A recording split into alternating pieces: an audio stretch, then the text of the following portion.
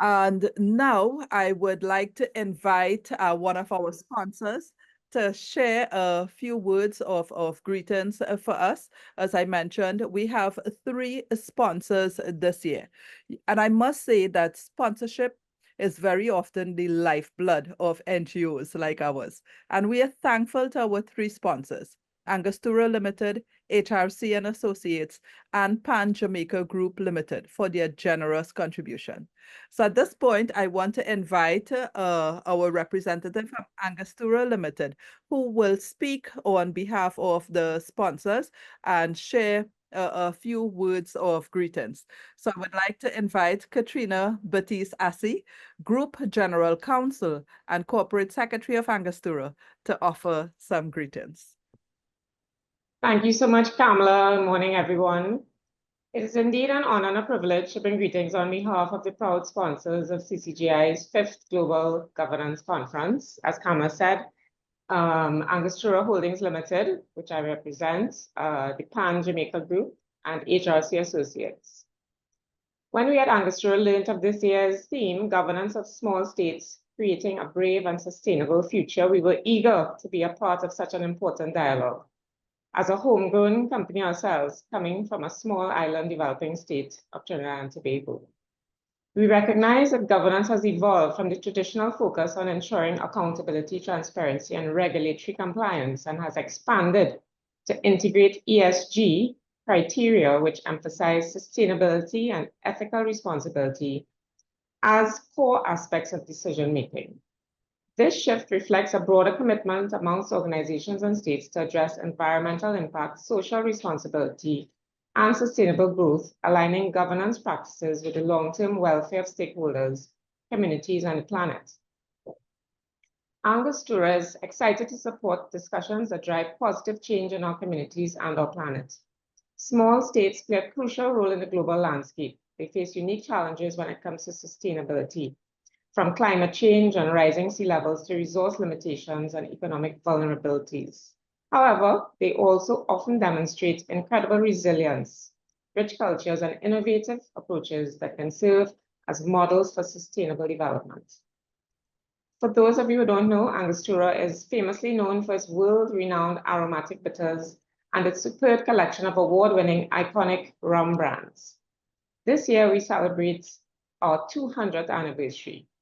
We have a geographic reach into 170 countries, and we're a public company listed on the Trinidad and Tobago Stock Exchange. Angostura is also known for its dedication to maintaining sustainable manufacturing operations. For example, by our investment in a state-of-the-art water resource recovery and anaerobic digestive facility, fostering positive environmental impacts, for example, through ethical and sustainable sourcing of raw materials, such as molasses and packaging materials, and the many other green projects that are in the pipeline. We also support our communities by promoting social sustainability. For example, the launch of our scholarship for students in the performing arts who are financially unable to access tertiary education, raising over $500,000 for the Credo Foundation for Abandoned Children, among many other initiatives. And finally, upholding the highest standards of governance. In October 2022, the Angostura Cocoa Bitters Sustainable Future Initiative was launched. It is a partnership with Uber Green, which focuses on farmer education and empowerment to support the survival of the Trinitario cocoa variety, and it promotes a continued quality of Trinidad's Trinitario cocoa on the world stage, captured through digital storytelling and documentary filmmaking. At Angostura, we have always been more than just a company. We are a family and a community deeply rooted in the values that have guided us through 2 centuries of excellence. Earlier this year, as part of our 200th anniversary celebrations, we launched the Angostura Foundation, which is dedicated to achieving social responsibility and community well-being through sustainable initiatives. The Foundation's initiatives and projects embody the company's core values of passion, respect, integrity, mutual trust, and excellence. Our values have guided us through 2 centuries of innovation and success, and they will continue to guide our projects, programs, and initiatives through the Angostura Foundation. By aligning our projects with our values, we ensure that our efforts are not only impactful, but also reflective of the very essence of who we are as a company.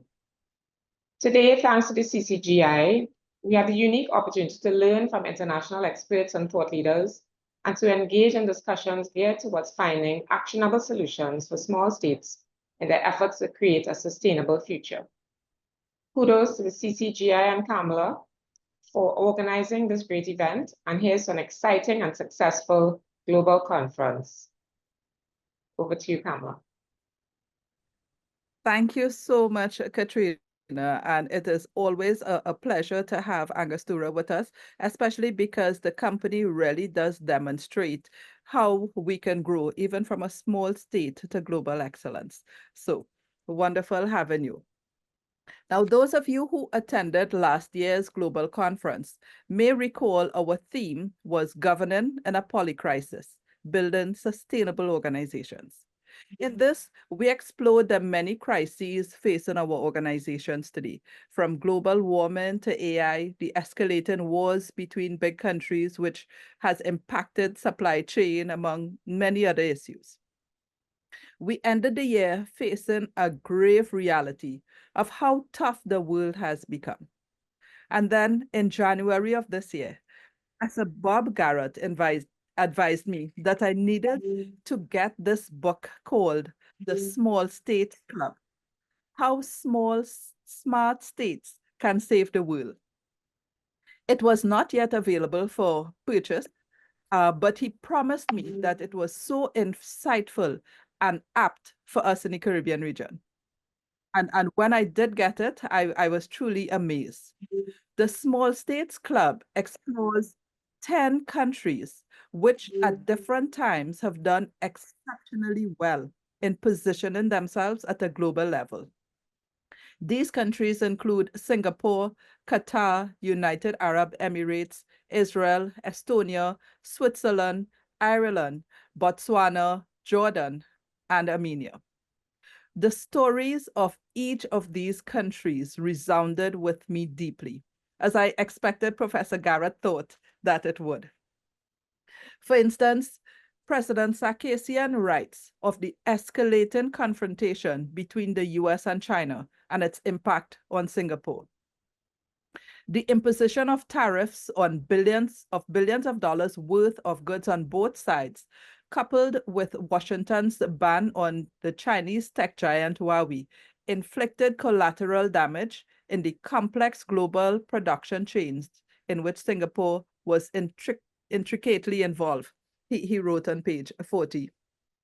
When writing about Qatar, he said that that country had perfected the hedging strategy, a nuanced approach that allows small states to pivot quickly and respond to any number of uncertain challenges and threats. And the United Arab Emirates, he said, used oil as a valuable resource, but they did not make it their primary resource. Oil revenues, he said, account for 30% of UAE's GDP because the UAE's leaders made calculated investments in their people, guided by rational motives rather than mere altruism. The country, among its many achievements, is also a trailblazer in combating climate change and stands proudly among the world's top 3 solar energy producers.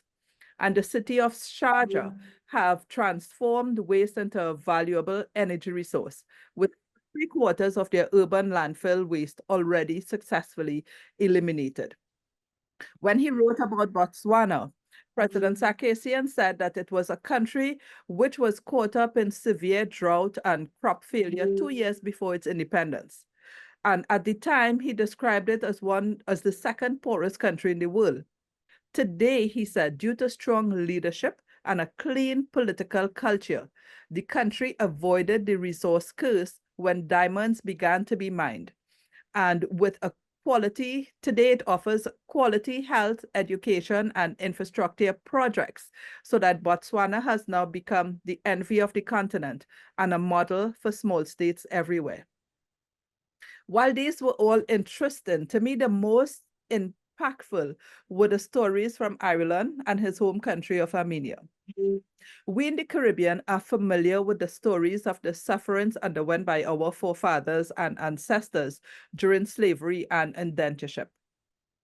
However, I don't believe we truly understand the suffering that can compare, with let's say Ireland in particular, where a million people perished from starvation and disease during the late 18th century. And that was, he says, only in the 1980s that Ireland really began to fully emancipate itself from underdevelopment and economic stagnation. Yet in those short decades, they truly became a global powerhouse. Today, only 10% of people who describe themselves as Irish lives in Ireland. But President Sarkissian writes in his book that their huge diaspora around the world helped them to build a very effective network. And he described that as how the leadership were able to make use of what resources were available to them. And for me, these stories can help make a difference. When we think of what are the innovations that can help us in the Caribbean deal with the challenges of climate emergency and evolving artificial intelligence, how can we take the Caribbean region into greater prosperity? These are the thoughts I expect us to engage our minds with over the 2 days as we listen to speakers from Singapore, Botswana, Ireland, the United Arab Emirates, the UK and US, Belize, Jamaica, Guyana, Barbados, Grenada, and of course here in Trinidad and Tobago.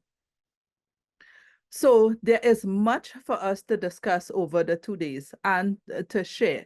So I would want us to be open to being very candid in our conversations, always, as we always are here at CCGI, because our purpose is to learn and grow together.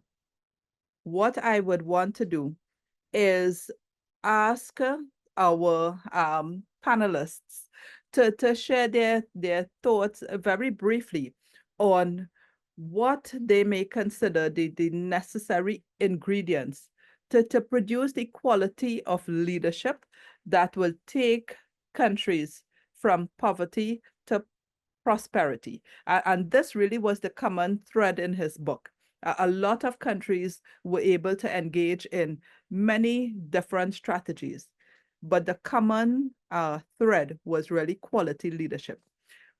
How can we build leaders who would be able to demonstrate this kind of quality for us in the Caribbean region?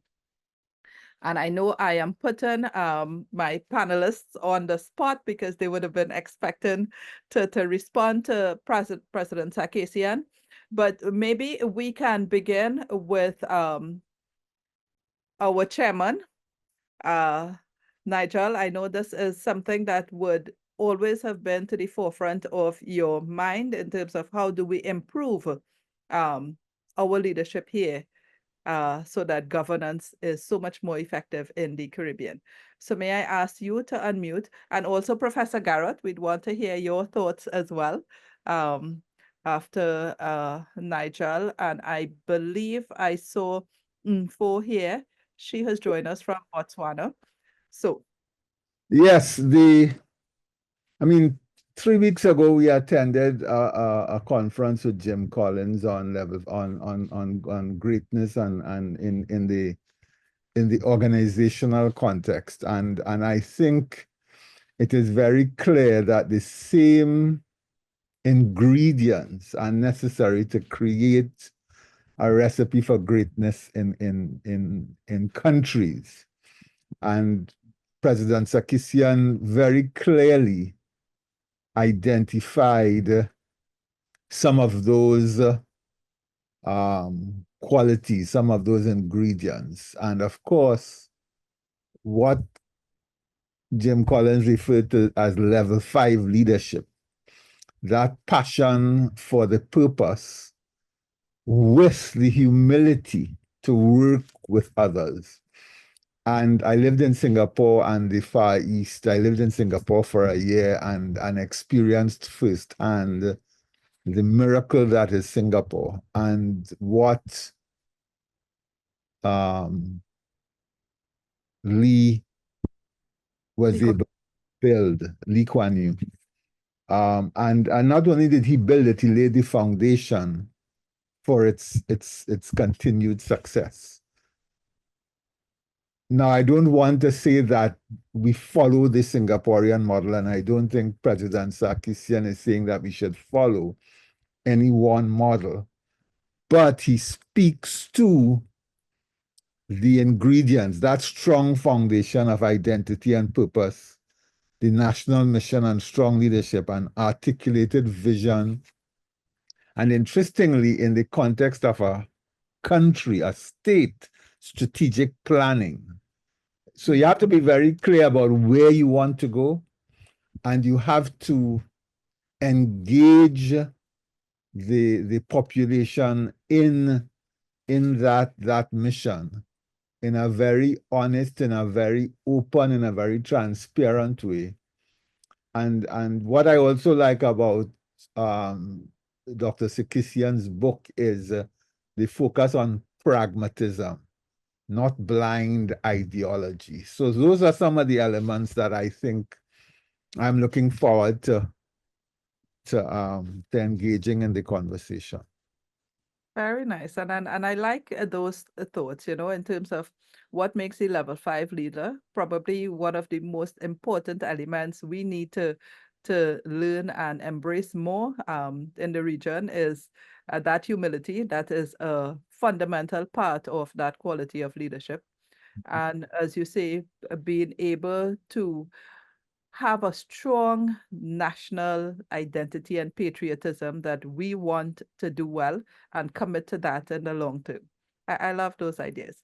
Professor Garratt, may we ask you to unmute and share your thoughts for 2-3 minutes as we await President Sarkissian's joining us. Yes, I'm suitably wrong-footed, but happy to talk as ever. The thing that intrigues me and what I'll be following over the next 2 days is the notion of smart small states. What does smart actually mean? How is it that Singapore, as mentioned, Botswana, many other countries are beginning to create a particular niche in the world, not just on their own, not just in a stable state economy, but in a dynamic ecosystem. How are they actually doing that? And I think the key to that, and I'll say more about this when I have my little slot after the president has spoken, is around the whole issue of how do we learn, how do we think, and particularly for the next generation of directors, how are they going to need to think and learn rapidly?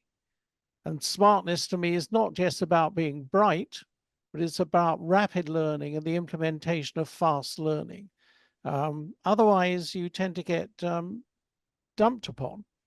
So I'm intrigued by this, and I'm intrigued by some of the thinking that actually goes back certainly into the 60s and 70s on that seems to have got forgotten on the notion of ecosystems, support for each other. And the president has been strong in his book on unity and success, and unity, creating a platform of unity with the small states for supporting each other. And how are we going to do that? And how is CCGI going to play its point in it? I'm looking for answers, or at least possible ways ahead learning in those areas. And I think I would finish, if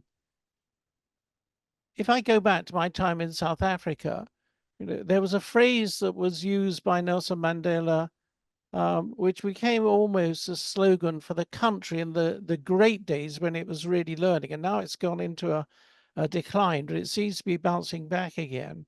But the phrase was Ubuntu. And Ubuntu means I am because you are. And that takes a bit of thinking through, and it needs to become, I think, a slogan for all of us. Back to the president's notion of unity, helping each other to success. So that's what I'm looking for. Thank you so much, Professor Garratt, and certainly, I think that is important, understanding ourselves in relation to each other and being able to embrace that. So I'm happy to see that President Sarkissian is now with us. So if I invite my technical team to spotlight him as I introduce him formally to our audience here today, and invite him to deliver the keynote address. Great. So, Armen Sarkissian was president of the Republic of Armenia from 2018 to 2022. From 1996 to 97, he also served as Prime Minister of the Republic of Armenia. In 1992, he was appointed as Ambassador of Armenia to the UK and served as Senior Ambassador to Europe, Ambassador to the EU, Belgium, the Netherlands, Luxembourg, Vatican, and the Head of Mission to NATO. From 2000 to 2013, President Sarkissian served as Special Advisor to the President, Chairman of the Global Council and Energy Council for the World Economic Forum. He was Chairman and founder of Eurasia Center at the Cambridge University and a board member at the Kennedy School of Government at Harvard University and others. He also worked as a senior advisor to the chairman and CEOs of BP, Alcatel, Lucent, Telefonica, Bank of America, Merrill Lynch, and many other multinational corporations. Dr. Armen Sarkissian is a well-known philanthropist and influential leader with vast business and civic networks in major capitals around the world and leadership positions in international organizations such as the East-West Institute, Euro-Atlantic Security Initiative, Global Leadership Foundation, the World Economic Forum, and others. President Sarkissian has over 25 years of experience in science and technology, global diplomacy, and international business. And this, which I find is very interesting. He is the co-creator of the Tetris Gold Word Tris, a video game, which was very popular in the 1990s. He's also the author of Quantum Politics, and now his best-selling book, Small States Club, which was published earlier this year. And he is also very actively promoting the necessity for S20 organizations. President Sarkissian, we are so delighted to have you with us today, and we invite you to deliver our keynote address. Well, thank you very much. Thank you very much for inviting me. And it was quite a long story of my life. In fact, it's pretty much more simpler. I had a couple of lives, one in science. I was theoretical physicist and mathematician. Then I was diplomat and prime minister. Then I was businessman and advisor for many. And lately I was president. Now I'm enjoying being my probably sixth life, which is the life of a free man. And of course, it's a great joy for me to work, to speak today to your institute, but I'm not prepared and I'm not going to deliver a keynote speech or something. And I'm looking forward more for discussion and dialogue rather than presentation, because I have written a book and I was listening to previous speakers that were characterizing the key ideas of that I tried to write in the book, and I would be very much interested in discussing these issues together with your audience and members of this institute or of this gathering. First of all, of course, I do believe that the world is changing and changing very fast. That's why years ago, while thinking about the upcoming new world, for the first time, probably 15 years ago, I started talking about something that people found at that time a bit strange, speaking about the new quantum world and about new quantum politics that will come with the new quantum world. What I mean when I say quantum world, first of all, it means that we are in a world that now living in a world that is different from the world that we lived, let's say, even 30 years ago. I would have called that world the classical world that existed in 20th century, even before that. Classical world in the sense that after the Second World War, for example, it was clear-cut. Hello? Do you hear me? Yes, please. Sorry. Yeah. We invite everyone. Please make sure you keep your microphones on mute. Apologies for that, President Sarkissian. Yeah, it's okay. So I think it's something that it was clear that the rules of the game were clear. They were defined during the Cold War, and everything was going ahead. But in the meantime, there was a second process that was happening worldwide, and that process was connected somehow with the Cold War, because the Cold War was pushing the development of new technology. There was a space race between United States and Soviet Union. Everybody was trying to use the new technology for military purposes, and the race was from the ground up to the space. That accelerated the development of different technologies that initially were purely military, but then eventually they became civilian. I think the fact that we have this phenomenal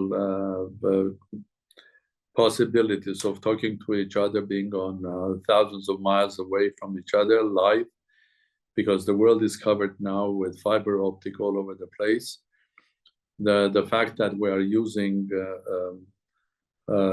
small gadgets, which are called mobile phones, the fact that we're all engaged, most of us, in places like Instagram, Facebook, and everything, creates an environment where each individual has two lives. One is the material life that we live, and the second one is the virtual life, electronic life. And if you look at how much time people are spending on their sort of screens, with their screens, their phones, their computers, television, I think a big part of their daily life is in a virtual world, and more our life is becoming more virtual. We order food, we order things through the virtual one, and that all of that seems very natural for us in the 21st century. But it has a cost, and that cost is the creation of the social media. Is not only networking of people, but also creating completely new rules of behavior for a human being who is half material and half virtual. And with the time, the virtual part will grow more and more. Each of us, because of the virtual life, will continue living forever. Because that information about us, including our today's discussion and this recording, will live forever, because it's digital. As long as humanity lives, even more, if humanity stops, that the digital recording will continue living, but that creates a completely different environment. And it is changing the whole environment, not only our daily life, but also political life as well. So when I speak about quantum politics, I mean, first of all, the changes that have happened in our lives, first of all, are not classical. We're living in a new world, which is undefined properly, ununderstood properly, unstable, unpredictable in many ways than the one that we lived 20 years ago and before. So that's why I call the life before classical, this one is a quantum one. Secondly, the core engine of this new quantum world is, of course, connected with quantum physics. 120, 130 years ago, when physics was developed, at that time, scientists found through their experiments or observation phenomena that they couldn't explain through the through the theories of classical physics that was created by great giants, including Isaac Newton. At that time, what was needed a human genius in order to understand what's happening with small particles. Their behavior was radically different than how big particles or big bodies were behaving, including our planet or planets or further down. Because when we were going further down in a smaller scale, we were finding out very abnormal behavior, abnormal from the point of view of classical thought or classical understanding or classical philosophy. While giants like Albert Einstein, Max Planck, Werner Heisenberg, Schroeder, great names, I don't want to go further there, found not only a theory, not only formulas like Schrodinger's formula, but they found a completely different way of looking at the events. Apparently, when you are going down to the elementary particles, the whole idea of predictability is completely different. You are speaking about a phenomenon or probability of a particle coming out from the same conditions, but ending up somewhere else. So how did they do that?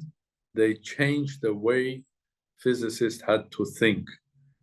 It was not just a discovery, okay, well, I discovered the new phenomena. To explain the new phenomena, you had to change the way you think. So that's happening now. That's happening now in political life as well, because the way the world and relations between individuals who are quantum of this new world, and in this case, the quantum is the one individual that has duality, an individual with her or his phone behaves in this new society is completely different than we were behaving before. And basic things in our lives should be changed as well. Well, let's take the very basic idea of democracy, which is a fundamental one. How people in classical world exercise democracy. They used to go to ballot every, let's say, 5 years. They were voting for that, and then the government was created. They were following the government initially through, let's say, 100, 150 years ago, through newspapers, later through a radio, further later through television. But now, and that was a voting once in 5 years. If they were lucky, they were getting their members of the parliament once or twice or 3 times a year to come and see themselves, to explain what's happening. So everything was quite remote. But what's happening today? People are not voting once in 5 years. People are voting 5 times a day through Facebook. And their opinion has huge impact on politicians. That's why there's a huge growth of populism, because politicians listen to this opinion, and these opinions are influenced by many factors. It's not only the right or the wrong of the political decision. So the rise of populism is a phenomenon which is connected with the quantumization of our societies. There are many examples. Probably soon my new book, which is called Quantum Politics, will come up, where I'm trying to explain the way I personally see it. But I started speaking about quantum politics and new quantum world years ago, because of my background. Of course, I'm a physicist myself, and I was teaching quantum physics. I'm not saying that we are run by the same rules of quantum mechanics, but what I'm saying, we are a part of a nature, and this nature is run according to specifics that are connected with our identity and the identity of a quantum. So I brought the small states idea even smaller to the individual. Of course, with the rise of the power of a quantum of individual, what we see in the 21st century is the rise of the small states. Well, small states were always there. In Middle Ages, before that, they were trying to survive. Some of them were smart enough to survive for hundreds of years. And in my book, I described an Armenian state of Cilicia, which was on the Mediterranean Sea, just opposite Cyprus of these days, and that survived 300 years. And how did it survive? There were ingredients of survival, and of course, it was a compact state run by one family, a royal family of Livonians, and then they had a clear identity at that time. They were speaking one specific language, Armenian. They were all Christian, the oldest Christian state in the world, and so on and so forth. But the other thing that the ruling family for 300 years was doing it smartly and very pragmatically, going into partnership once with the Byzantine Empire, the next time with the Mongols, the third time with Damascus, and so on and so forth, being very, very pragmatic and running a very pragmatic. That brings us to the 2 points that I heard from our previous speakers of speaking about importance of national identity and the importance of the mission and the importance of what you really want to achieve. That's always true.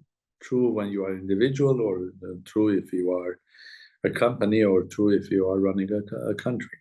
That's very important, who you are. And you have to be honest with yourself. Because there is a very important combination of pragmatism and a dream. Dream, if it's just dreaming, and it's not pragmatic dreaming that makes the dream into a mission, and the mission into the program, and the program into the plan how to do one after another, knowing where you want to achieve, then you will be just dreaming. And I think you will lose your pragmatism. So it's a very, very refined combination of pragmatism. And this have been proven in my life, living different lives, be that in business, in academia, or in politics, that it's very important that you are very, very pragmatic person, realistic. But on the other hand, you don't lose your human quality of a dream, of thinking about future. Because at the end of the day, our success is judged in many ways, not by the way who we are or what is that we have achieved today, but we are always thinking about the future. That's why as humans, or thinking sort of animals, for us it's very, very important, our next generation, our children. So we live with the happiness of the future life of our children as well. So that means that dream part is there, but in order to be successful. Now, coming to the definition of smartness, because this question was raised, it's of course how do you define smartness? It's very, very difficult.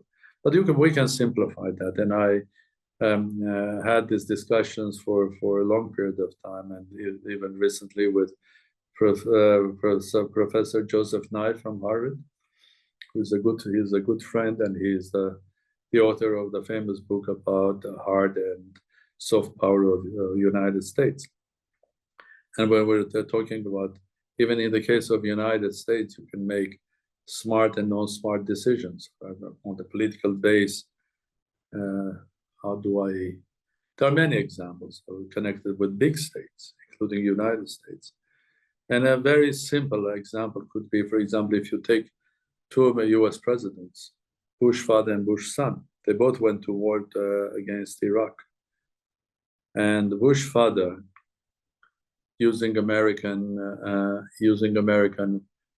hard power, which was the military power, economic power, he combined it with the soft power when he was going to war.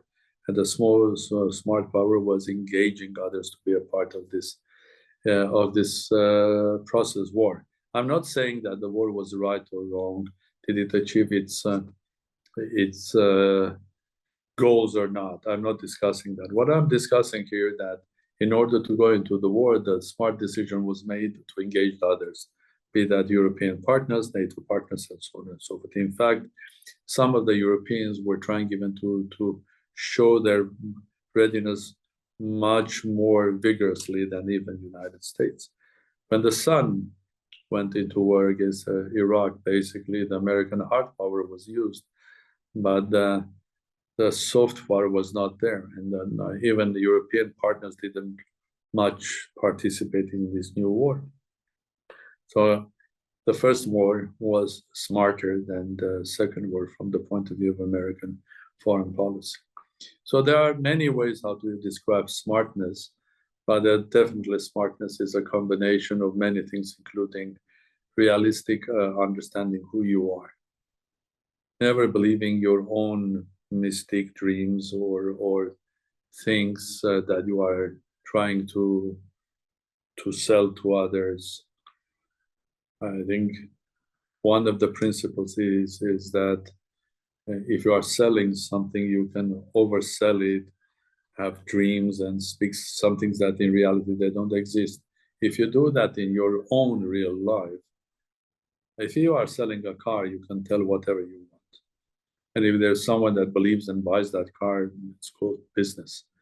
But if you start selling to yourself something which is not real, starting believing your own nonsense imaginations, then you are in trouble.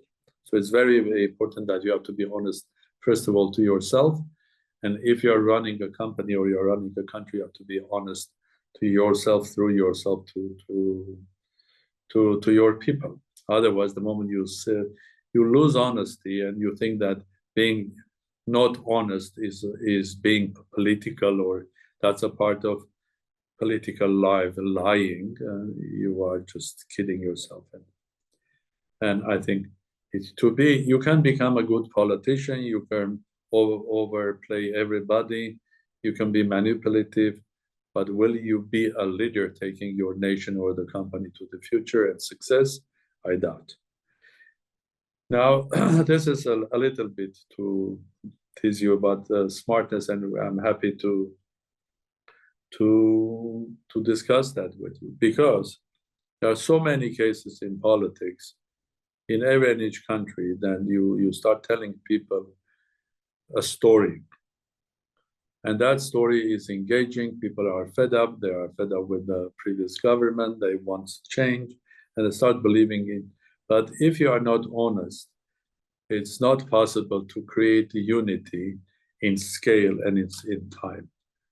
I mean, you will be maybe able to create a unity in scale, have a revolution, okay, and everybody will applaud, everybody will be happy, everybody will be looking for the better future. But will you be able, if you are not honest and you have not clear-cut understanding what you are taking the whole nation with you, will that be working in time? And in many cases, it doesn't, and it backfires, because you were neither professional nor didn't had a real mission. Maybe you had a dream, or maybe you were not honest, but you didn't have a mission. You didn't have a mission that had become a strategy. You haven't calculated that mission, that idea. You haven't. Maybe you can have an idea of a music, beautiful music, but Mozart, Bach, and Beethoven were great not because they had these beautiful melodies in their mind, but because they could take that melody and make out of the melody a fantastic symphony. So they were not only great visionaries of music, having that very great ideas in their heart or their brain, but they could professionally make out of that dream a strategy, a piece, a symphony that lives forever. So I think unity is another thing that was mentioned here, which is true. Now, the small states, 21st century, you look at the small states, what are the richest states in the world? When I speak about the richness, I don't speak about the scale, about the integral richness. I'm speaking about per capita. The first 10 countries are small states. It starts with Norway, Sweden, Denmark, Luxembourg, you name it, Singapore, Qatar, Emirates, and so on and so forth. So people, the GDPs per capita or life in those countries are much better than in many of the big states. You take innovation, for example, index. Who are the leading countries, again, per head in the world in innovation? Again, out of the first 10, probably, if you exclude the United States or maybe Britain, the other 8 are small states that are very innovative. Which are the countries, for example, that are the most advanced in digital governing and so on? Again, we are speaking about small states, and the number 1 is a tiny state called Estonia. So it's not about your scale, it's not about, I think in order to be, you have first of all to have your ingredients of success, and first of all identify who you are. The fact that you have a lot of gas and oil doesn't mean anything. There are so many countries. Well, if you take a small state like Qatar, at least I know 1 or 2 states that have as much gas as Qatar, but you cannot compare them with Qatar. One of them is the dictatorship, and in the case of Qatar, the country has become very successful. It's one of the safest places on the planet. They are spending huge amount of money on their education, on science, technology. It's a tiny state. It's 400,000 citizens, but they are using their advantage, which is in this case gas, or in the case of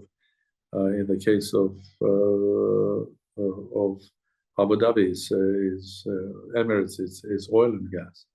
But you take a country like Singapore, yes, I do agree that Lee Kuan Yew was a genius, because he was a guy that was basically a leader of a country that had 3 big groups of population, 3 different religions, basically before that hating each other, fighting each other.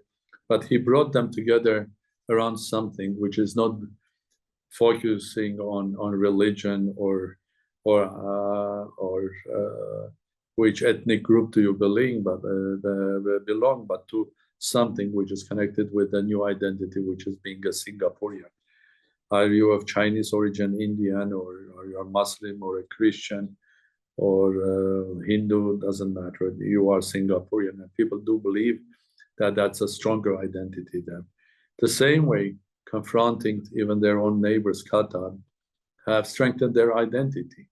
You could have said that Qatar is another Arab state, but on the other side, because of confrontation with Emirates and Saudi Arabia years ago, has strengthened. Now they feel about themselves as strong Qataris. So small can be successful and should be successful. And the world is changing, even from the point of view of hard power and soft power. I think the small states have huge advantages as well. If you look, for example, at the amount of money that Emirates is spending on new technology, on data management, or, for example, the only and the first university in the world on artificial intelligence is in Abu Dhabi. It's in Masdar city. It's called Mohammed bin Zayed Artificial Intelligence University, which is run by one of the top guys in this sector in the world, Eric Zing, who is Chinese American. And they are the only university in the world that is focusing on artificial intelligence.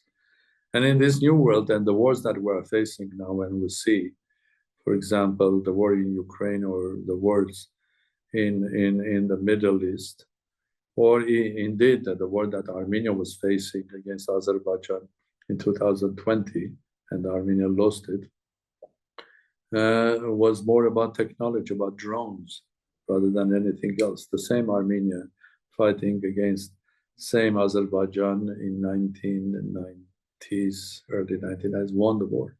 Now it lost because then Armenia was ahead technologically of Azerbaijan. Now Azerbaijan, with the help of Turkey, was ahead of Armenia. And the mistake of Armenia and the Armenian government was that we were not smart. And in order to be successful, you have to be ahead of the time, and you have to see where the time moves us, and you have to be ahead of the time. And of course, in the future wars, unfortunately, or this is the reality, it will not matter how many soldiers you have. You have 1 million soldiers or 10 million drones. Who will win the war? The person that will have 10 million drones, not the person that will have 1 million soldiers. That's the reality. And of course, I am preaching that it's important that small states, and small can be tiny, Caribbean, very small states, up to bigger one, we come together. Because the big states are represented. There's G20. It doesn't mean that all big states are in G20, no. The most powerful one, the most successful ones are in G20. They're G7. Again, the biggest, the most powerful ones are in G7. Why on earth we cannot have S20? Of course, it will not cover all small states. But if we have a club, and it's not about the military or economic alliances, we have to start as a club. Because there are successful states, and the other ones can learn from them through an exchange, through coming together, discussing things, learning from each other, and trying to be as successful as the other ones. So the idea of having S20 and creating a club for the small states, and then if we are successful with this idea, S20 can represent us in many places at the meeting of the G20. Because it's very difficult for one small state to go to G20 and speak about its own problems. But it will, if we have a sort of integrated sort of a mission or understanding, we can tell that to G7, G20, European Union, United Nations, anybody. So I do believe that with the time, this time when it's the time of the rise of small and being successful, it's all about how smart you are. I think having an organization that brings us together and creates a platform of exchange of ideas, it's important. I think I should stop here. You know, I used to be professor at university. If you don't stop me, I'll speak 45 minutes times twice, 90 minutes. So I stop here. And I'll be happy if we have questions to discuss further. Thank you. Thank you so much, President Sarkissian. And I totally understand. And honestly, we could more than likely have listened to you for the entire day, because so much of what you have to share is really wonderful ideas. Thank you. You are very kind. Okay, so I'm going to ask our technical team. Quantrell, can you bring on, spotlight all our panelists for today, please? So that would be Professor Garratt, Nigel, Mpho, as well as Camille, so that we are going to allow them to be able to interact directly with President Sarkissian. So I am sure we are going to see Camille and Mpho, right, who are spotlighted here now. There's so much that President Sarkissian unpacked in his half-hour talk with us. As he said, it hadn't been, as he prepared an opening keynote, but I found still it was tremendously powerful. And so, Nigel, I know I'm giving you a challenge here to moderate the session, you know, and get as much as you can out in the half hour that we have allocated for this. But I know you're up to any challenge. Thank you, Kamla. Challenge accepted. President Sarkissian, thank you very much. I mean, I am enjoying your book, I have to say, and there are so many questions, there are so many challenges ahead of us. But this is not about me. I would like to invite Professor Garratt to give his perspective on what we have heard this morning. Professor Garratt, you're on mute. Unmute you. I was mute because I was expecting some of our Caribbean friends and Botswana friends to start, and I was going to tap the. Can I suggest we do that? Because otherwise I would have spoken before and I would speak again and on. Appreciated. So let's go to Mpho. Yeah, exactly. Yes, Mpho.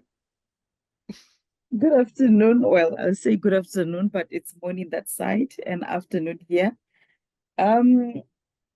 Thank you very much once again for inviting me to speak at your conference, and great maybe keynote address from the president.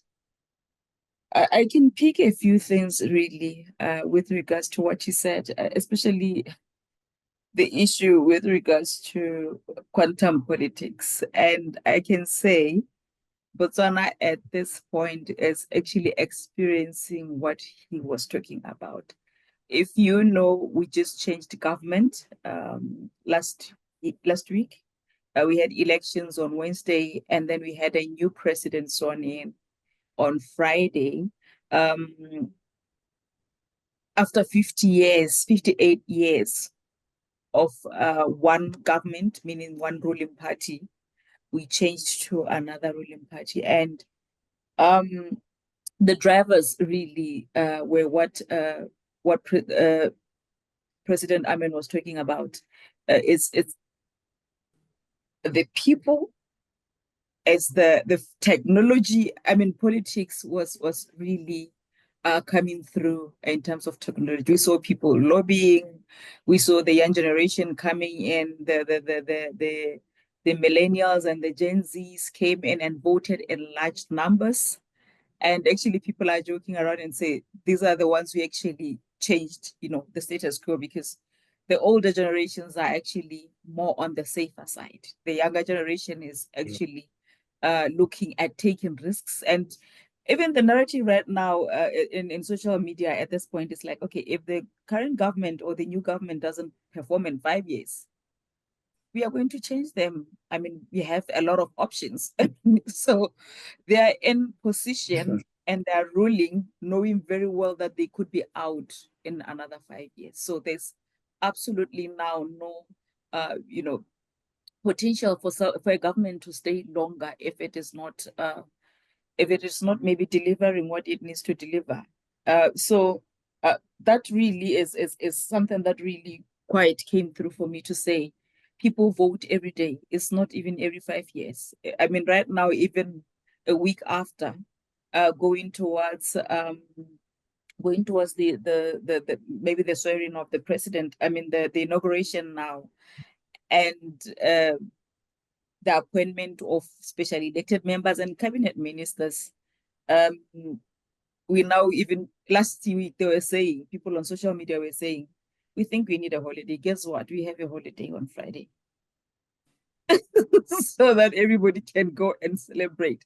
So I really do identify a lot with what the president was saying in terms of technology is ruling, and it's probably going to be even more into the future. I don't think there's going to be a point where this regresses, but rather it's going to be an advancement of technology, even in different industries, to be able to stay on course and relevant as well as a nation amongst or in the global world.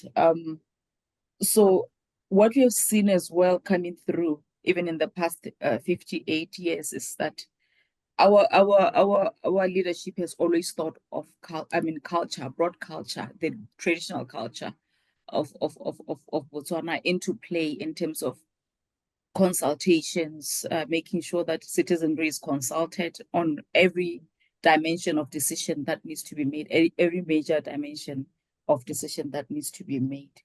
And stewardship as well, which is actually what even the new government is talking about, to say there needs to be more focus in terms of delivering, taking care of the resources that are there to deliver what the needs of the citizens. And also, I think more prime or more important for Botswana as well is to the diversification of the economy. We are a largely diamond producing government or country.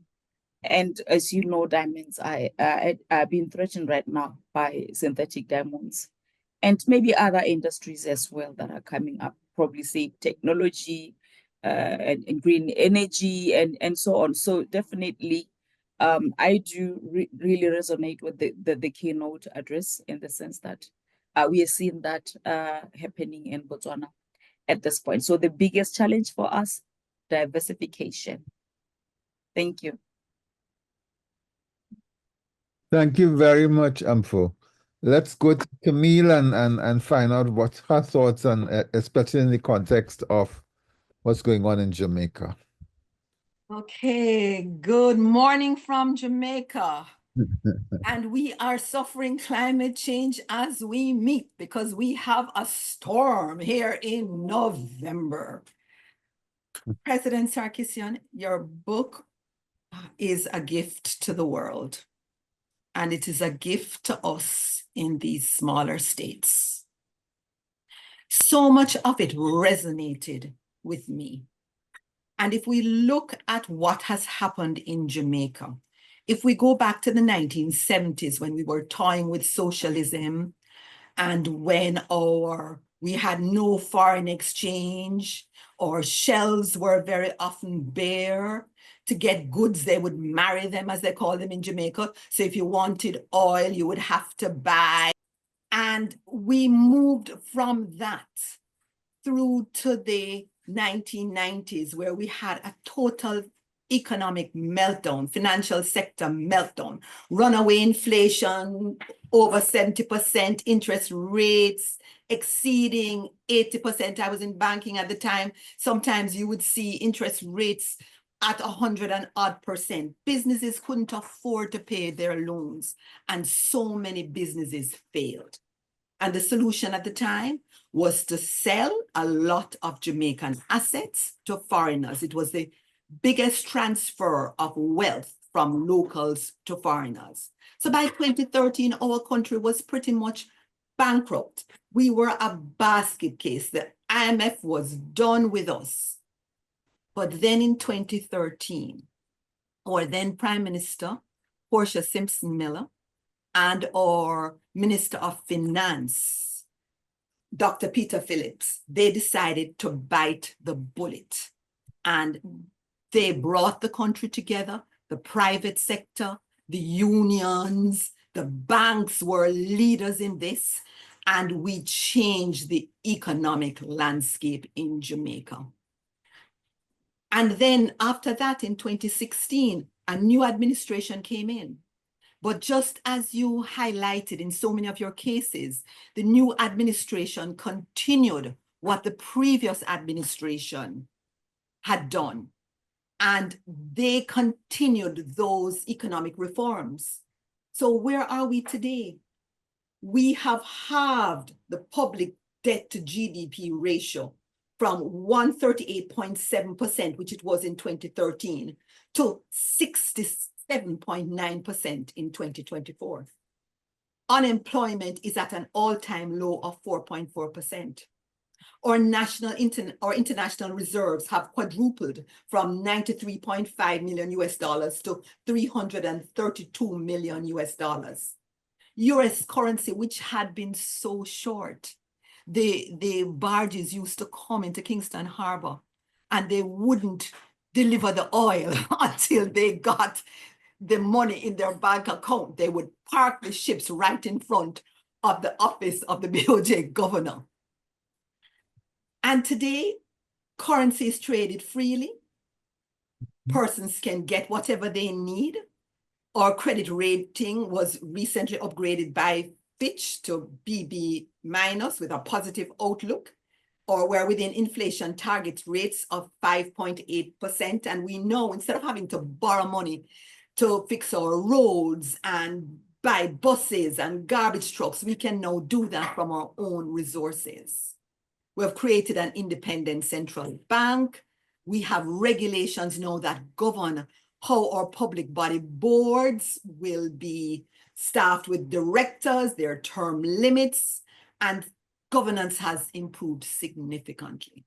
Now, we are so far from being like any of these smart states. And I couldn't help but marvel when you said that in Singapore, I think it's 30 minutes to check into a downtown hotel from the moment you step off the plane. And that your potholes, we have potholes everywhere. These are potholes that a person can drop into and never be seen again. And you're telling me that in Singapore, the potholes are filled within 48 hours of the authorities being notified. Well, our government has announced a massive campaign but we are still suffering from very low growth, 1.3% for 2024. And then that matter of corruption, or the perception of corruption, because the populism worries me now, because you need leaders who will do what is right, as you say, for the long run and in time. But if they are going to react to everything that comes out on social media, we will not be able to take the steps we need to ensure the future we need for our country. Crime remains a big problem that has to be fought. But your book and what I read gave me so much hope, and I just need to find a way to make sure all our political leaders read it, but I'm going to be working very hard on that. So thank you, sir, for your book. Thank you very much, Camille. When I read that part of your big book, President Sarkissian, post-truth world, and the absence of what you refer to as objective truth, and of course how it has contributed to the rise of populism. And then this morning, you said we don't vote every 5 years now or every 4 years. We now are voting 5 times per day.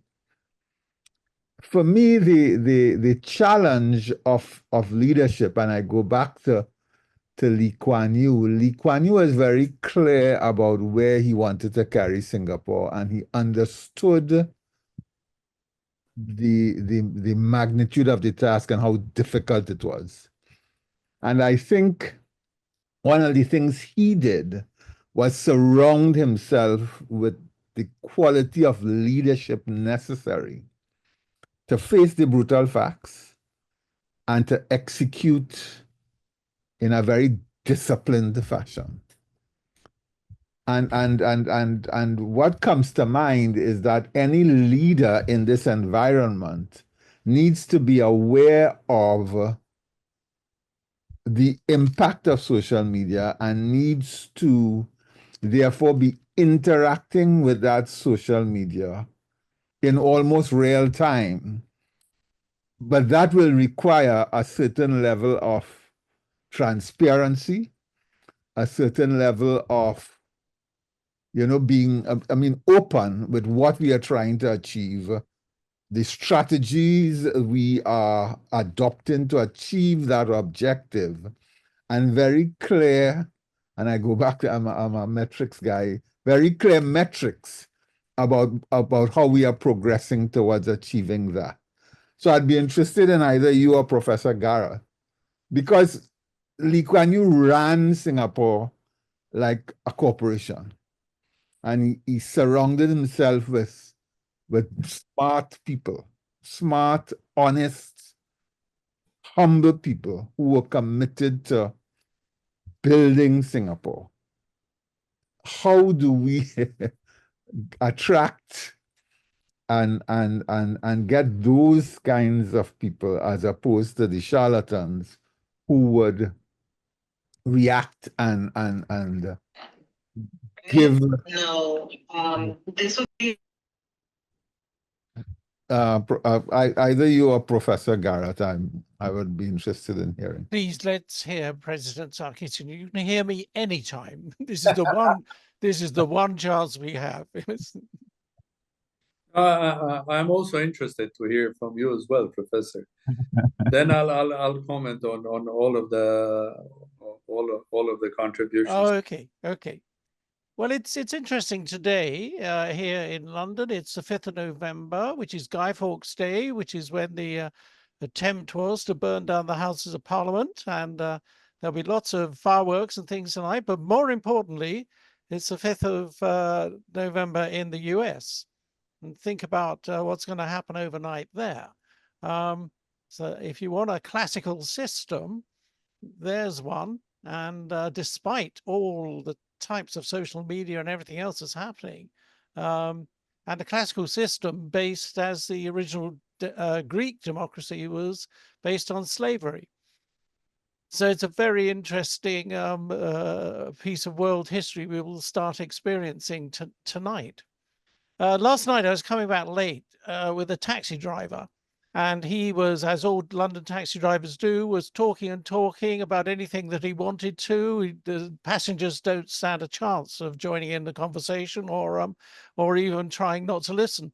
But he was saying how he had just gone through loads of box sets, how much he was streaming, how much his family was streaming, and he was going on and on about this, and I was trying to express no interest whatsoever. It didn't affect him. And then at the very end, he suddenly said, "And do you know what I've done?" So I said, "No." And he said, "I've stopped really almost all my social media connections, and I've actually turned to books." And he then listed 5 books he'd read in the last 2 weeks. 3 of them were trashy novels. 2 of them were quite serious pieces of philosophy. And I was very interested in that because I'm finding that happening with some of the younger generation now as well, that in a sense, we've overdone social media to the point of acute boredom. And people are just switching off and they're having to rethink, well, what are we about? And that's part of the reason I mentioned the Ubuntu thing, the I am because you are. Where are we now as the first wave, the huge tsunami of AI is washing out at the moment, and it'll continue without a doubt. But I was going back to, well, schools and thinking and learning, and just pulled out a few bits from that.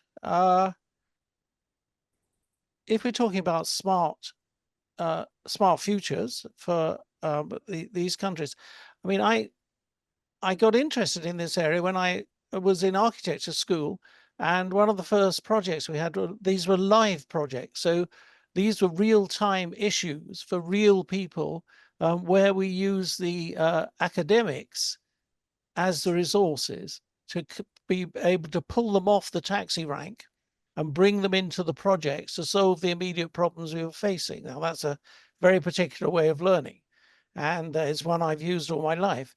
And it was, what came out of it for me was that, how is it when you have issues? The first issue I was facing was a group of very poor people in the south of London whose housing was appalling, although technically owned by the local authority, but no one was doing anything about it. And then later, using the learning process we developed there, to look at the department of Corrèze in central France, which was the poorest in the whole region. And again, no one seemed to care a damn about it. In fact, it was a standing joke in the country. If you came from the Corrèze, then you were cold and wet by definition. You produced the most basic and awful of vegetables, and the only manufacturing in the area was, believe it or not, accordions. So they were just a standing joke. And we, as quite a large group of students, came in over 3 summers and worked with them on what resources do you have in terms of physical, but most importantly, what resources do you have in terms of people? And how can they begin to source their own output? Because nobody else is going to do it for you. It's brutal, but it's true. And just 4 little things I mentioned now came out of it. One of the things we were looking at is, how do you develop the rate of learning in an individual, in a group, in a county or department, in this case, or in a nation? How can we make sure that the rate of learning is equal to or greater than the rate of change in the wider environment, in what nowadays is often called the polycrisis? And within that, then, how do you look at what we were calling the P's and Q's? How do you begin to help people think differently about problems, but particularly about questions?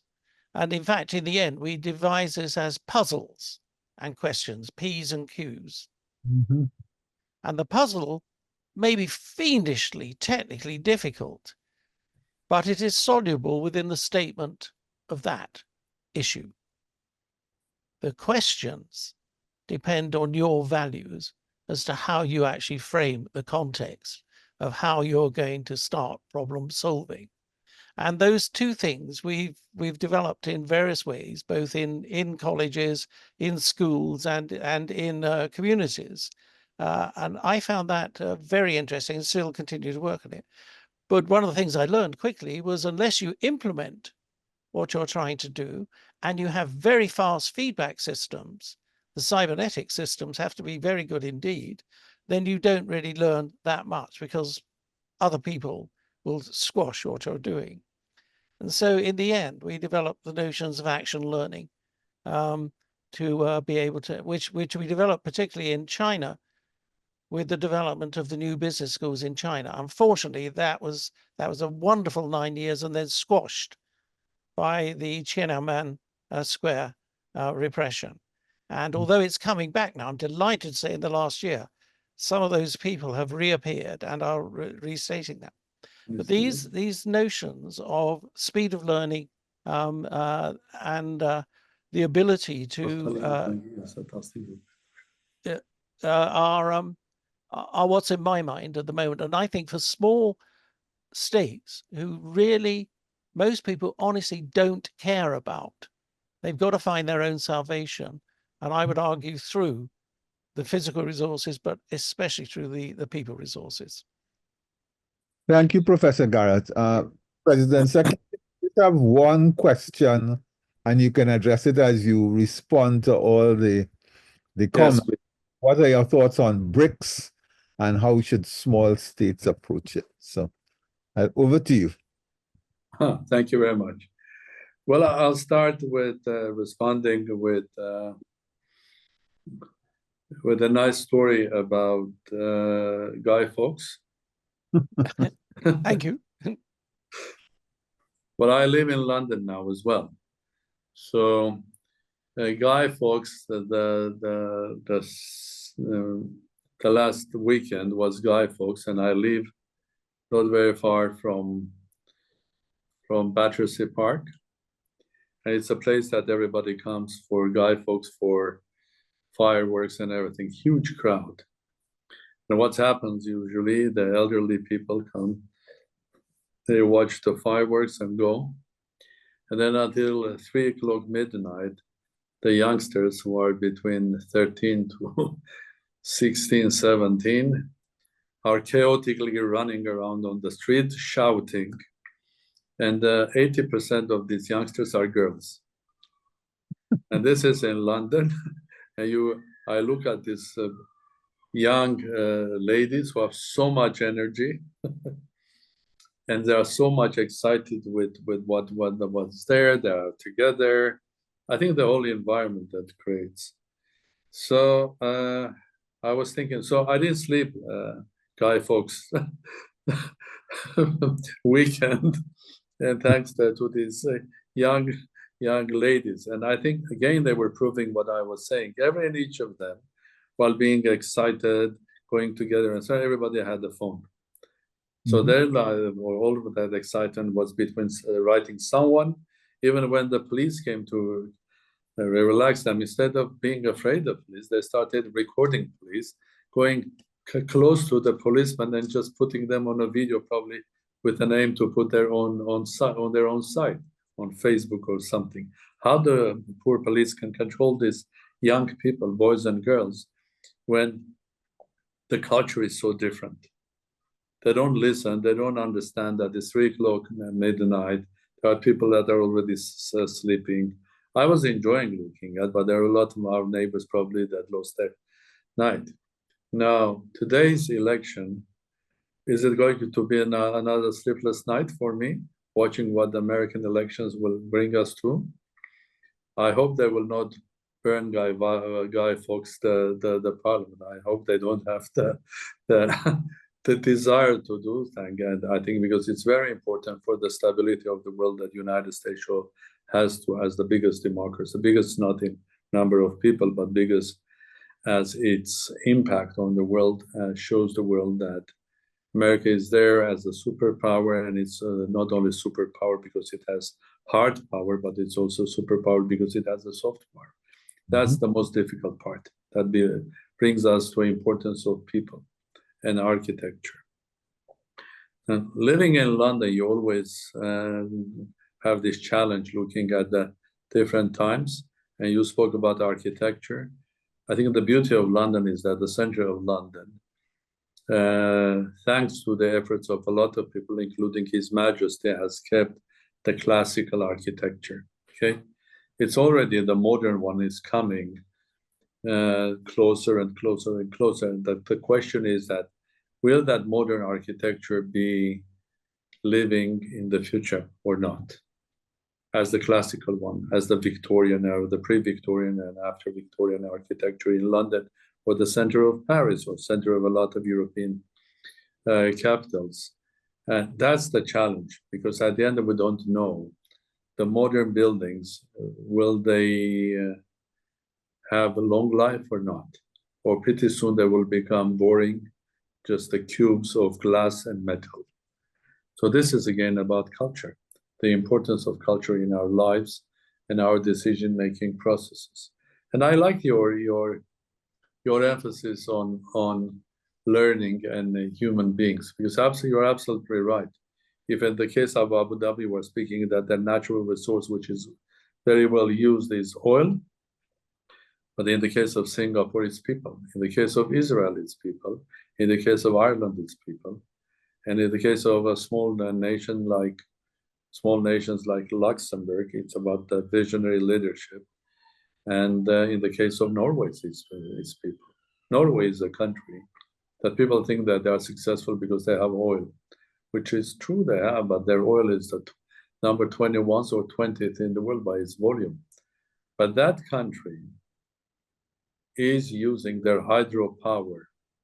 It's a human decision. And it's covering up to 90% of Norway's energy needs. And they are using also wind. And with wind, hydro is covering 1.5 times of all of their needs. So they can have the luxury of using their oil in order to sell and put the money into their national fund, state fund, which is the biggest in the world, $1.6 trillion. In a small nation, $1.6 trillion of a fund. And if that fund is investing worldwide in new technology and many other things. So it's all about people and smartness of these people, how do you run it? A lot of nations are successful because they don't have the oil and gas, or indeed the diamonds like in Botswana. But having diamonds doesn't mean that you are successful. It's how you use your advantages, the most important thing. Learning is one of the most important things in our lives. And I think learning is that makes us human. Years ago, they wrote a big article about me in Financial Times, and there was a result of a long discussion, sort of a Financial Times usual lunch, 1 pages.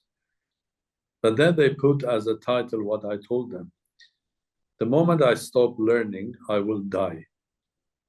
I do believe in that, because every day I am trying and I'm learning something that makes me human. And learning is very challenging, because the way we learn is completely different the way we were learning in Soviet Union, the way people learn today. And I was lucky because when I was born in Soviet Union, where everything was wrong, everything was communism, everything was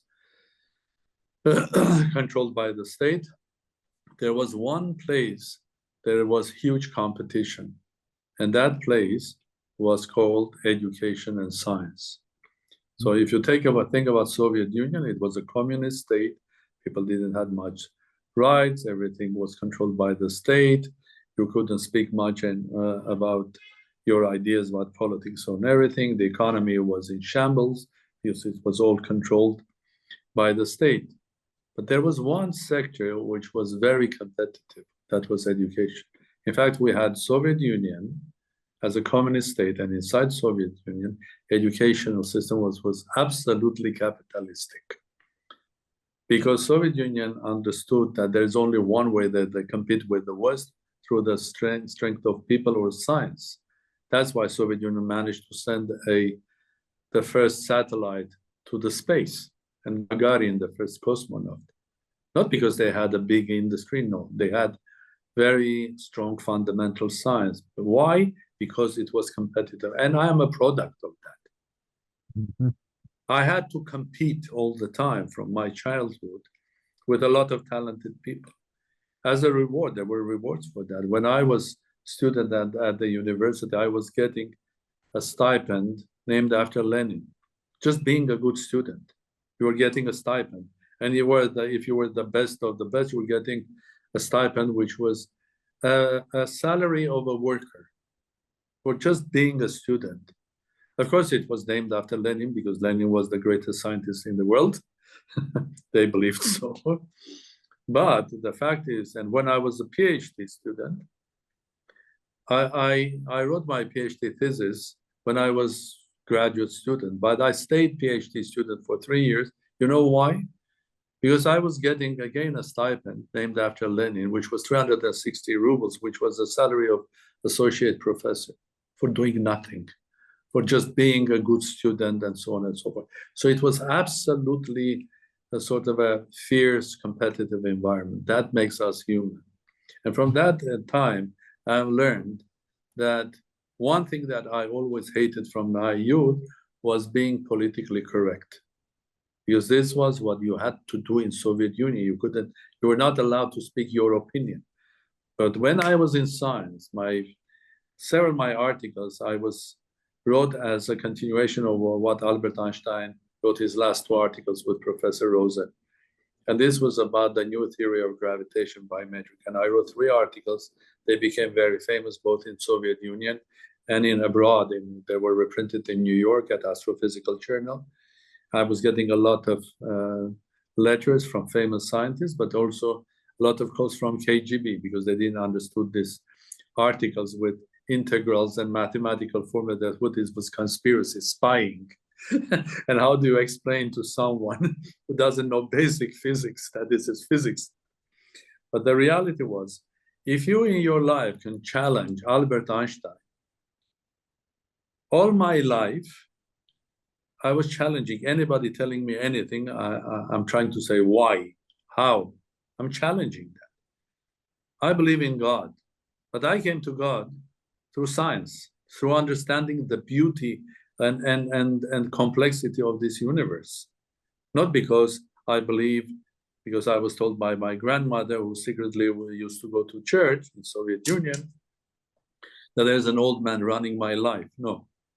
Because I understood that when I started doing physics, I understood that this is a universe when everything is made of molecules and then atoms. Remember Mendeleev's table? And all atoms are made by a smaller number of particles, okay? Electrons, positrons, protons, yes, you know about that. Mm-hmm. And then we found out that going further, that they're all made of only 12 particles, quarks and specific leptons, only 12. The whole universe, galaxies, sun, earth, us, thinking machines, the same 12 particles. And if we go further down, we'll find out that 12 are made of 3.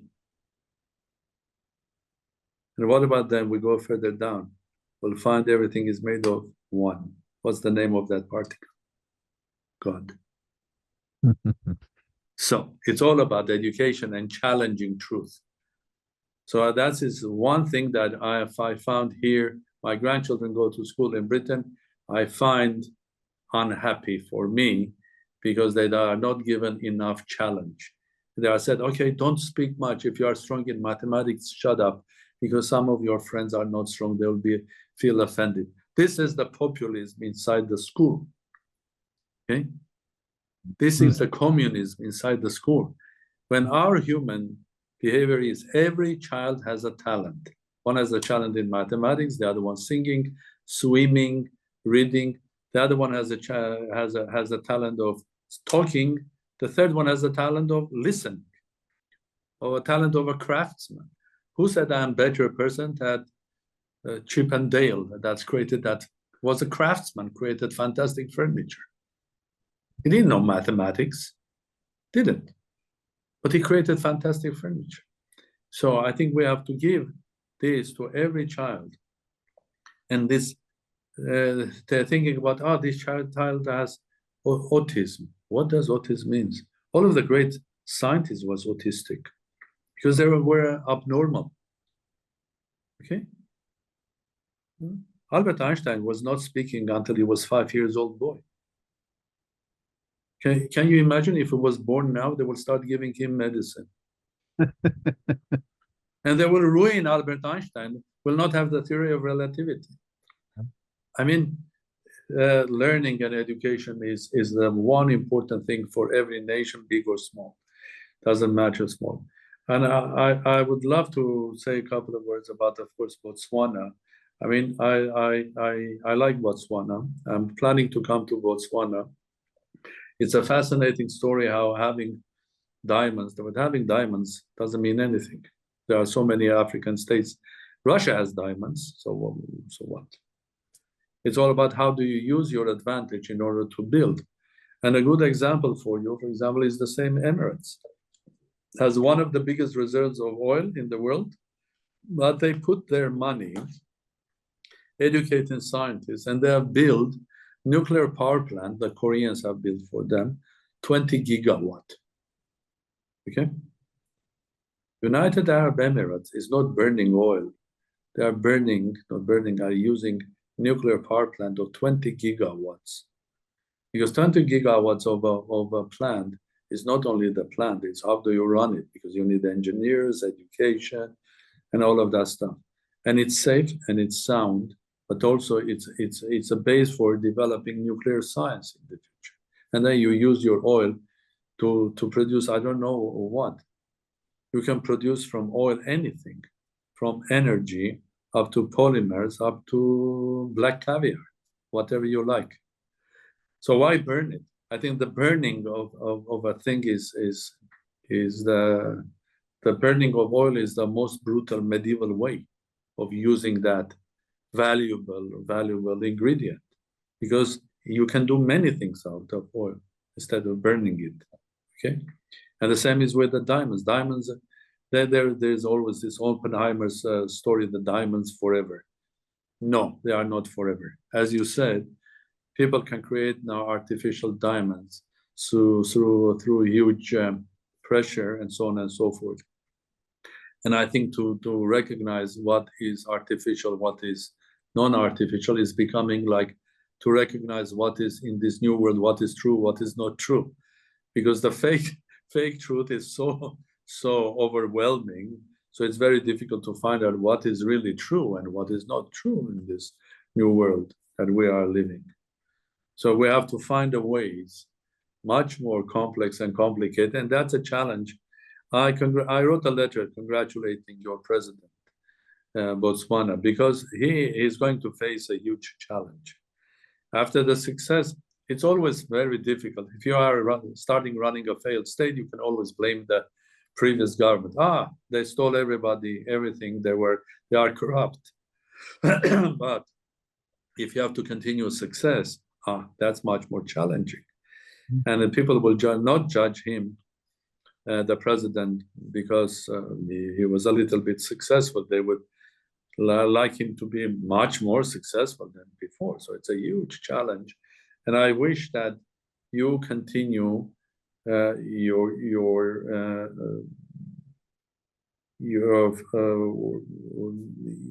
evolution forward with success, because you have become a success story in Africa, and that's why I've chosen. I've looked at several African states. Some of them I have visited. I've not been in Botswana. I would love to come to one, but I've learned so much about Botswana. So I think I'll come and give a lecture about your history to your students, because it was so fascinating. Now about evolution, okay? This brings me to the idea of what was happening in Jamaica. I think there are several ways, as we spoke about, how to make a change. Through a revolution, okay?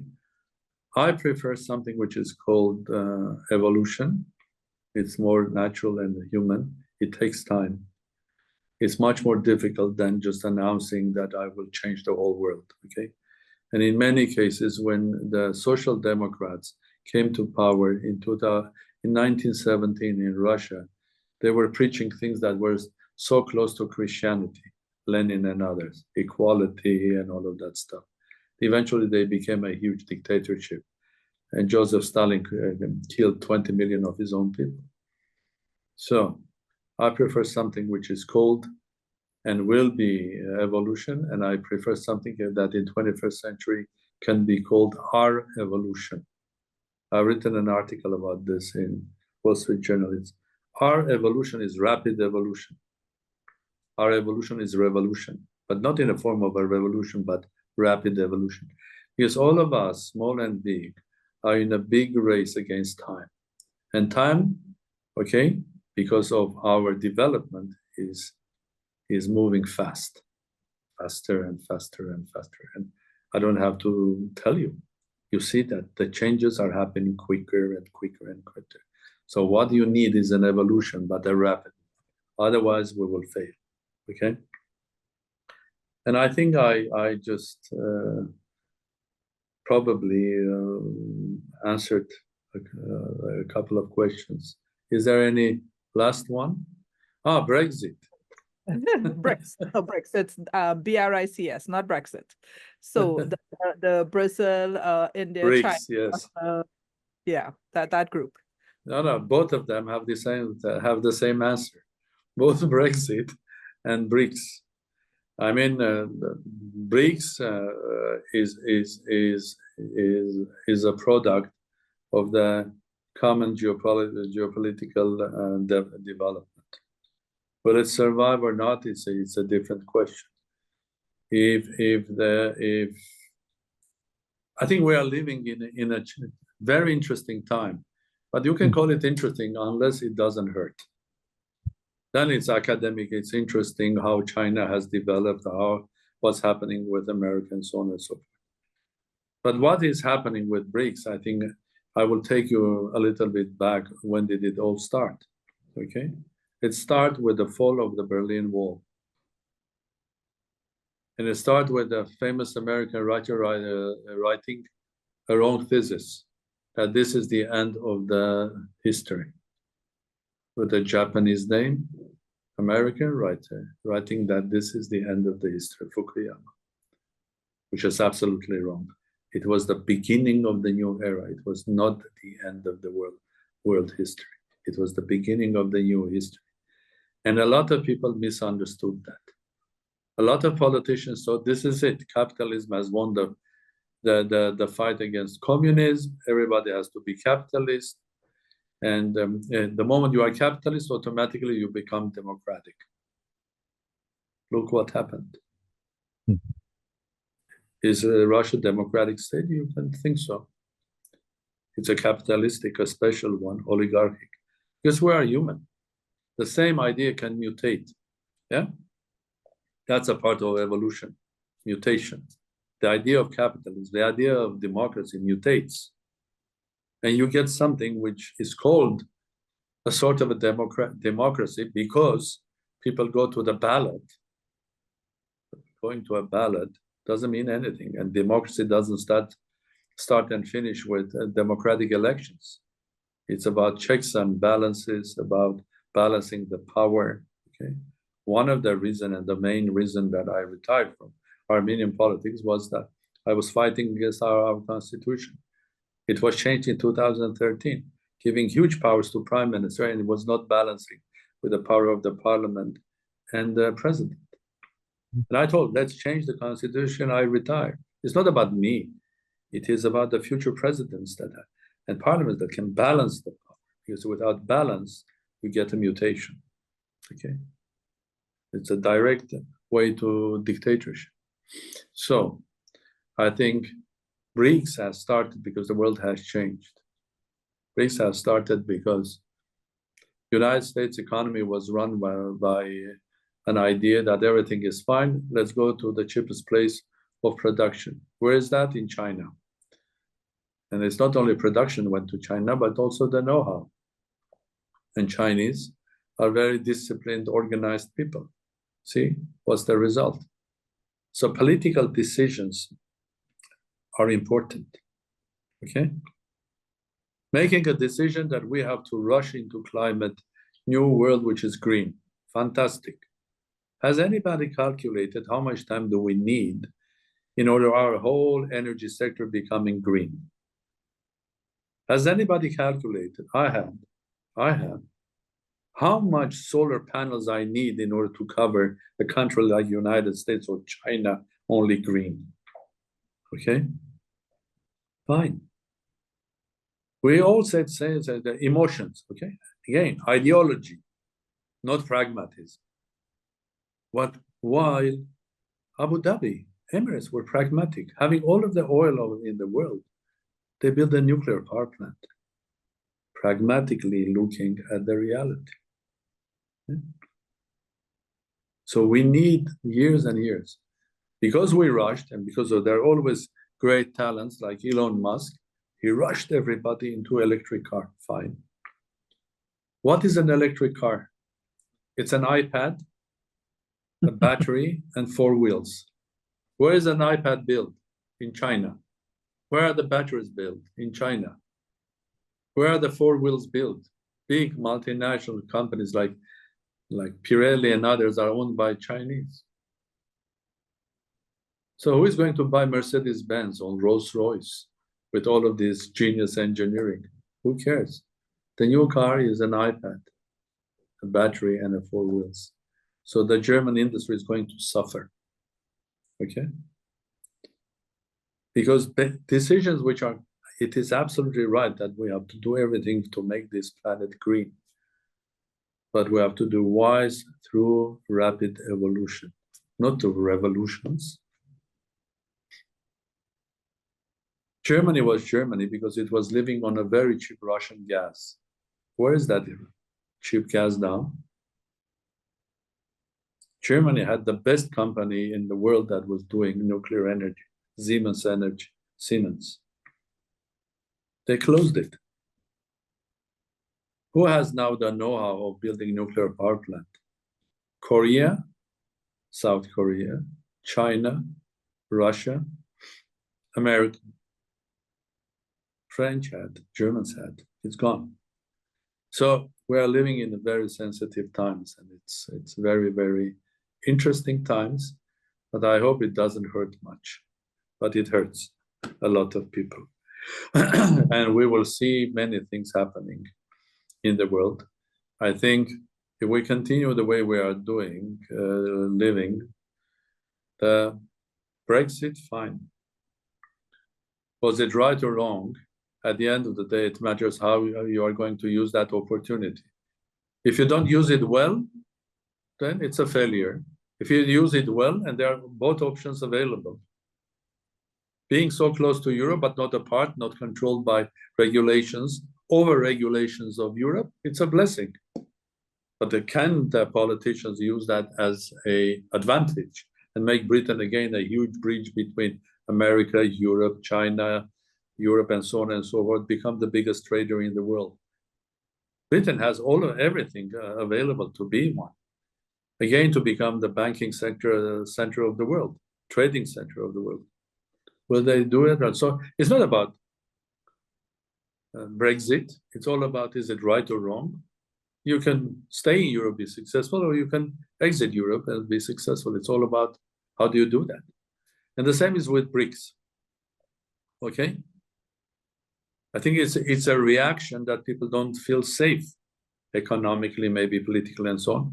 And that's why they go and create a new structures. Okay? Will it be successful or not will all depend on the future evolution. Okay? And it will depend very much on US policies. Is United States going to run smart policies? If they run smart policies, then interesting solutions with or without BRICS. If the policies will not be smart, and if the BRICS policies will not be smart, if they will become a sort of a non-economic, but a sort of a military or a security organization, then I don't think that. So we are on a crossroad of many things, from artificial intelligence up to global geopolitics. Interesting times. It's interesting unless it hurts. Thank you very much. I hope that covers everything. Thank you so very much. The old curse, may you live in interesting times, or maybe it's an opportunity. Who knows? It's always opportunity. I think I agree with smart businessman, it's always opportunity. Look at Musk. He got the opportunity, came with a car that you can just run on a battery only 100 miles or 150 miles. It's crazy. What do you do with a car that runs 200 miles on a battery? Unless you have a technology replacing the battery, like in your phone, not phone, in something that you change the battery, put a new one. Then you will have electric. But the moment the same cars in London, electric cars, electric taxis, which is fantastic, the air in London is better. But they are still using electricity, which is generated by burning something. Am I right? Somewhere, something. And this planet is very small. Doesn't matter where you burn. It destroys the climate. Do you burn it in London or you burn in I don't know, Edinburgh? Doesn't matter. Sorry, I have to run. Thank you very, very much. This was very, very informative, very thought-provoking, and we have some work to do. Thank you very much. Thank you very much, all of you, and I enjoyed our discussions. Looking forward to come both to Botswana and Jamaica. Must come to the Caribbean. Absolutely. Oh, yes. We have I'll pass on the message, President. I'll pass on the message. Yes, I'm coming. Good. Thank you very much. Thank you. Thank you. Bye-bye. Bye.